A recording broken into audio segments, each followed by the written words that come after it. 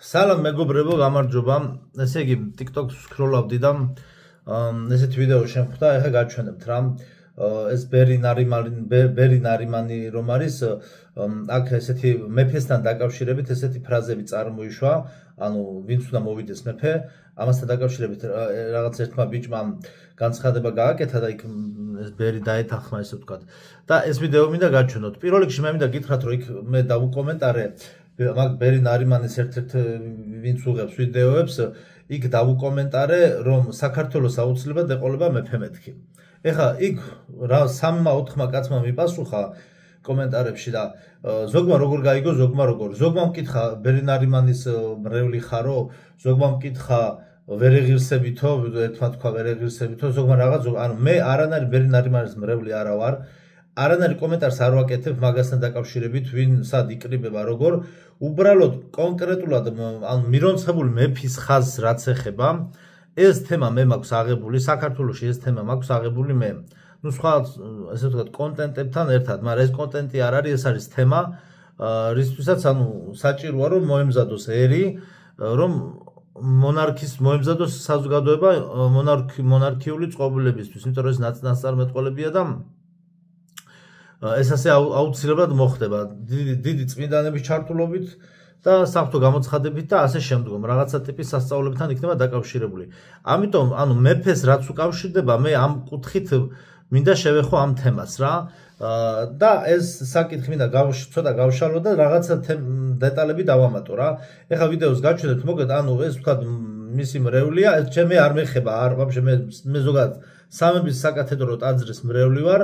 მე არაფერს არ ვამბობ, ერთადერთი რაც იქ ითქვა, აშკარად ამ ჯგუფში, ესე ვთქვათ, ამ შეკრებაში, აქ ეთყობა ხდება ამ მონარქიული იდეის შენარჩუნება და ალბათ ღმერთი ამიტომ უშვებს, რომ ეს შეკრება მოხდეს, რომ მონარქიის იდეის შენარჩუნება, ანუ დღევანდელ 21 საუკუნის წყობაში, ანუ ეს ნორმა, ესე ვთქვათ, აი როგორც პოლიტიკურ და ბიზნესმენურ და ესე ვთქვათ, სატელევიზიო ფორმატში ეს ვერ მოხდება. რაღაცა არაორდინარულ სიტუაციაში უნდა მოხდეს ამ იდეის შენარჩუნება. ეხლა ჯერ ვიდეო მინდა გაჩვენოთ.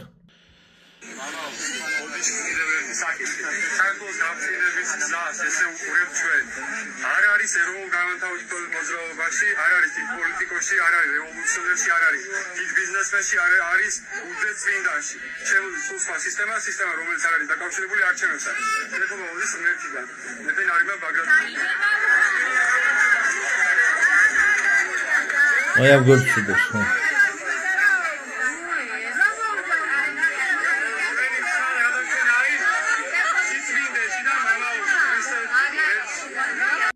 ანუ აქ მე ეს ხალხი ამ ხალხს თავის საქმე აქვს, მე ამ ხალხთან მე საქმე არ მაქვს. მე ერთადერთი რაც გაჟღერდა ეს თემა მე მაქვს აღებული საქართველოში და ამიტომ ვაკეთებ კომენტარს. თუ რაიმე სიტყვაზე იქნება, ანუ ამ თემაში ლაფსუსი, გინდა ამ შემთხვევაში, გინდა სხვა შემთხვევაში მე ამას ვიტყვი რა. ეხლა აქ არის საკითხი როგორ. მოდი ხა ამოვიწერე და მინდა გაგაცნოთ. ანუ იმიტომ რომ ეხლა რატო ვაკეთებ ამის განმარტებას? იმიტომ რომ ხალხს ეს ფანტასტიკა გონია და ეს არ არის ფანტასტიკა ხალხო. როგორ ფანტასტიკა როგორ თემა არის? კი, წმინდანებს პატივისცემენ წმინდანებს, იციან რომ ეს ნაწარმოებებია, მაგრამ ნუ ამას პერსპექტივაში ვერ ხედავენ. ესე ლოგიკური ჯაჭვით და მიყოლე ესე რომ მივყვეთ, ესე ვერც მევხედავ ამას პერსპექტივაში. ესე პირდაპირ ცივი გონებით ადამიანურად რო შევხედოთ, მაგრამ ეს ცოტა რწმენის საკითხია და ცოტა ალოგიკური გადაწყვეტა არის საქართველოს მომავალი პროცესების რა. ეხლა აქ რა გაჟღერდა აქ რა ტექსტი და აი გავშალოთ და დავამატებ კიდე. საქართველოს გაბრწყინების გზა არ არის ეროვნულ განმათავისუფლებელ მოძრაობაში, არ არის დიდ პოლიტიკაში, არ არის რევოლუციონერში, არ არის დიდ ბიზნესმენში და არ არის რაღაცა უდეწმინდანშიო. ვერ გავიგე, ანუ რაღაცა არ არის უბრალოდ არის რაღაცა წმინდანშიო. მე ამბობს შემოდის სულ სხვა სისტემა, რომელიც არ არის დაკავშირებული არჩევნებთან, მეფობა მოდის ღმერთიდან. ეს ყველაფერი რაც აქ წერია, ყველაფერი არის 100%-იანი ასე. ერთადერთს დავამატებ, რომ ოღონდ ჩვენ არ ვიცით მეფე ვიღაცა მეეზოვე იქნება, ვიღაცა მინისტრი იქნება, ნარიმანი იქნება, რომელიმე მღვდელი იქნება, ანუ პიროვნულად ვინ იქნება მეფე, ჯერ ეს ჩვენ არ ვიცით. ამ ტიპის გამოცხადება ვინმეს თუ ქონდა კი ბატონო, მაგრამ არ ვიცით ჩვენ, მე რაც ვიცი, მე არ ვიცი, ჩვენ არ ვიცით, მაგრამ იმიტომ რომ აქ ხა უნდა აკმაყოფილებდეს რაღაცა კრიტერიუმებს. ეხლა აქ უნდა დავამატოთ ჩვენ კიდე ერთი დეტალი, რომ საქართველოს გაბწყდება დაიწყება მახათის მთიდან. მახათას მთიდან დაიწყება საქართველოს გაბწყნების პროცესები იმ კუთხით, რომ როდესაც შემობრძანდება ივერიის ღვთისმშობლის ხატი ჩამობრძანდება თავისი ნებით ათონის მთიდან, აი მაგ პროცესებს უკავშირდება ეს ყველაფერი. ხო და ზოგადად ჩვენ მეოთხე ეგრეთ წოდებული მეოთხე განზომილებაში უკვე გადავდივართ. ამიტომ არის ასეთი გეოპოლიტიკური ძვრები მთელ სოფლიოში და სამყარო იცვლება და ესე ვთქვათ მეშვიდე ცივილიზაციის ბოლო აკორდებს გადის კაცობრიობა რა. ანუ აპოკალიფსურ მოვლენებში შევდივართ აი ძალიან ღრმად, ხო და აქ ხა ესეთი სიტუაციაა, როგორ უნდა მოხდეს, რანაირად უნდა მოხდეს, ამასთან დაკავშირებით თუ კი რაიმე ინფორმაცია მექნება, მე დამატებით მე დავამატებ, მაგრამ აქ არის საკითხი ესე, რომ აქ ეს რაც ითქვა ეს ტექსტი არის 100%-იანი ასე. მე ამას გიდასტურებთ.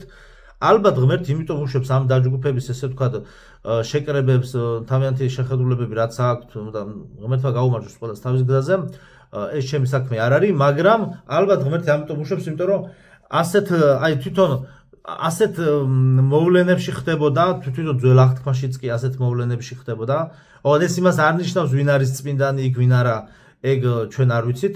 ძველ აღთქმაშიც მამამთავრების ესე ვთქვათ, მამამთავრების ხაზიც ესე გრძელდებოდა მიჩუმათებულად, იქ სადაც რო ყველაზე ნაკლებად ელოდებ, სადაც ყველაზე ნაკლებად ესე ვთქვათ იყო ჩასაფრებული ბოროტი ძალა, ზუსტად იქ გადიოდა მამამთავრობის ბოდიში და მამამთავრობის ხაზი, ანუ ის ხაზი საიდანაც მე მესია უნდა მოსულიყო, ხო და აი ეს ხაზი ესე გადის რა, ესე უცნაურ ადგილებში, ესე ვთქვათ, ასევე ჩემთანაც ესე ვთქვათ, ნახევრად გიჟად ვარ მე გამოცხადებული. ხა TikTok-ზე მინდოდა დამედო, მაგრამ ხა ეს რომ დამესტიჩა უბრალოდ დრო არ მეყოფო და მე აირეო და იქ ხმები და მოკლედ ისე გადავწყვიტე აქ დავდო YouTube-ზე დასაკრავი სია რომ არის პირამიდები საქართველოში, იმიტომ რომ პირამიდების თემას ეს ეხება რა. და აქ არის დასამატებელი რამდენიმე დეტალი.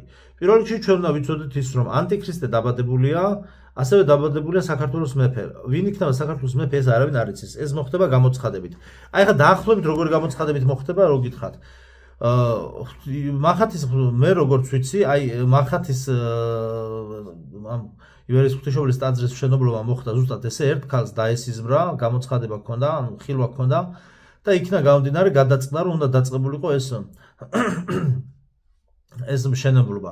შესაძლებელია ვინმე ან ეპისკოპოს ან ვიღაცას ან ერისკაცს ჰქონდეს შემდგომ გამოცხადება და გარკვეული მითითებები მოხდეს. სწორება ვიზე შეიძლება შეჩერდეს და ასე შემდგომ, მაგრამ ამ ეტაპზე აუცილებლად სამომავლო მეფობის კანდიდატი აუცილებლად ვთქვათ შეფარულ მდგომარეობაში იქნება. შეიძლება თვითონაც კი არ იცოდეს. ეხა იქ რო იყო ადრე პატრიარქმა რო აკურთხა და ვითომ რაღაც პრინცი უნდა დაბადებულიყო და რაღაც ეგეც აი მაგასაც ღმერთი იმიტომ უშვებს რომ კიდე ყურადღების გადატანა მომხდარიყო რა, ეგეთი მომენტია რა. კიდე რამდენიმე დეტალი. ამ ადამიანს უნდა ჰქონდეს მთელი საქართველო მოვლილი, რაც არის აუცილებელი პირობა იმისათვის რომ გახდეს მეფე. ანუ უნდა იცნობდეს საქართველოს რეალობაში. საქართველოს უნდა ჰქონდეს მთლიანად მოვლილი. უნდა იყოს ბაგრატიონთან შთამომავალი. ესე იგი ბაგრატიონთან შთამომავლობაზე ხა რა ხდება? ოფიციალურ ისტორიაში მე რაც ვისწავლე, ეხლა უბრალოდ სახელები აღარ მახსოვს ამ მეფეების და უფლისწულების, ადრე რაც გავიარე, მე რაც გავიარე ოფიციალურად საქართველოს ისტორიაში, მე როგორც ვიცი, ბოლო ბაგრატიონი უფლისწული რომელიც იყო, ეხლა ბოდიშით აქ კომენტარები გათიშული მაქვს ამდენი ჰეითერის გამო, მაგრამ სამდე TikTok-ზე ასამე დამიკომენტარეთ, ვისაც გაგახსენდებათ. ბოლო ესე იგი ერთ-ერთი უფლისწული რომელიც იყო და რომელიც საუკუნე იყო, მე 17 თუ 18 საუკუნე იყო, რომ ბოლო უფლისწული ვინც იყო ბაგრატიონის შთამომავალი ერთადერთი დარჩენილი, ისიც მოკლეს რაღაცით რა, აღარ მახსოვს, უბრალოდ ისტორიაში გავიარე. და იქ გაწყდაო, ჩვენმა ლექტორმა იქ გითხრა, რომ იქ გაწყდა ბაგრატიონების ხაზიო. მაგრამ მე გეტყვით ეგეთ რაღაცას, რომ იქ არ გამწყდა რა ბაგრატიონების ხაზი და შეფარულად, ან დაფარულად ბაგრატიონების ხაზი არის რამდენიმე მიმართულებით გარები რო გადაკეთებული ეგრე არა, რამდენიმე მიმართულებით არის ეს ბაგრატიონის ხაზები, ანუ არსებობს დღემდე რა, ანუ ეს უნდა ვიცოდეთ. იმიტომ რომ ამას ახლა მოყარებს უყურებს თქვა ამ ვიდეოს და ასევე მტერიც, ჩასაფრებული მტერიც, იმიტომ რომ გაფაციცებული აქვს ყურადღება სად რა როგორ, იმიტომ რომ ეს ყველაზე მეტად თელს მსოფლიოს და მსოფლიო მართლობას არ აწყობს, იმიტომ რომ ეს საქართველოს გაძლიერებას ნიშნავს და ეს საქართველოს გაძლიერება არავის არ აწყობს. ხო და უნდა ვიცოდეთ ეს რომ ეს იქნება ესე, მაგრამ ჩათვალეთ საქართველოს მეფე კურთხევის თემა ჩათვალეთ დაკავშირებულია ორჯერ იმაზე დიდ დიქტატურასთან, რაც იყო დავით აღმაშენებლის მოღვაწეობით წარმოდგენილი, დაახლოებით ის რაც იყო ორჯერ იმაზე უარესი ტიპის დიქტატურა იქნება. მე ვფიქრობ ეხლა ამას ჩემ პირად აზრს ვიტყვი, შეიძლება შევცდე, მაგრამ სიკვდილი დასჯას აუცილებლად ეს მონარქიის მოტანა აუცილებლად შემოვა სიკვდილით დასჯა. მე ესე ვფიქრობ, უნდა შეიქმნას შემდგომ ღირსების ორდერი, ეს იქნება ერთგვარი საიდუმლო სპეცრაზმი, რომელიც ქვეყნის მოღალატეებს პირდაპირ უკითხავად ისე დახოცავს და ისე გააქრობს, საერთოდ არავის არაფერს არ იკითხავს. ხო და ეხლა ამ ტექსტის განმარტება დავამატოთ კიდე. ხო და ეს ადამიანი არ იქნება ეროვნულ გამანთავისუფლებელი მოძრაობიდან არ იქნება დიდი პოლიტიკიდან. აი ეს რაც ტექსტი რამ ბიჭმა რაც წაიკითხა, ყველაფერი სწორად წაიკითხა. ეხლა მამა გიორგი ბასილაძის წიგნებსაც ვეცნობი. მაგაზე მაქვს ისტორიები მოსაყოლი და მაგაზეც აუცილებლად გავაკეთებ კომენტარებს. იმიტომ რომ არ მინდა ეხლა წინასწარ კომენტარები გავაკეთებ, იმიტომ რომ ჯერ მინდა ყველა წიგნი წავიკითხო, რაც არის ეხლა ელექტრონულად ვკითხულობ და ძალიან მნიშვნელოვანი თემებია და მე გეტყვით რა მოხდა. იმიტომ რომ გარკვეულ მოკლედ რაღაც ამბები, რა საპატრიო ქონა რა ამბები გამოდიოდა მამა გიორგი ბასილაძესთან დაკავშირებით, როცა ის ცოცხალი იყო. მე ვარ ამ ამბების მომსწრე ვარ მე და ადრეს ხანარი წარმოდგენა მქონდა და სიტყვაზე წარმოდგენა რა მქონდა ხა რაც მითხრეს ის ვიცოდი რა, ხო და მაგაზეც მე მივალთ რა ისიც ამ მეფესთან დაკავშირებით საუბრობს. ხო და იქაც განვიხილავთ მაგას ამ თემას. მოგედა ეროვნულ გამანთავისუფლებელი მოძრაობიდან არ იქნება, აი ჩაწერილი მაქვს. არ იქნება დიდი პოლიტიკიდან, არ იქნება რევოლუციონერი. არ იქნება დიდ ბიზნესებში რა, ზოგადად ბიზნესმენი, ბიზნესი ნიშნულობა არ აქვს. არ იქნება დიდი ბიზნესიდან და რაღაცა ტექსტს ამბობს ის ბიჭი თუ ვიმესამე დამიკომენტარებთ, იქნება ესა და ესა წმინდანშიო. რაღაცას ამბობს, ვერ გავიგე, გამოთქმით არ არის რაღაცა და მე ვერ გავიგე ნათქვამი და შემოდის ხო, ასევე მე შემოდის სულ სხვა სისტემა, რომელიც არ არის დაკავშირებული არჩევნებთანო.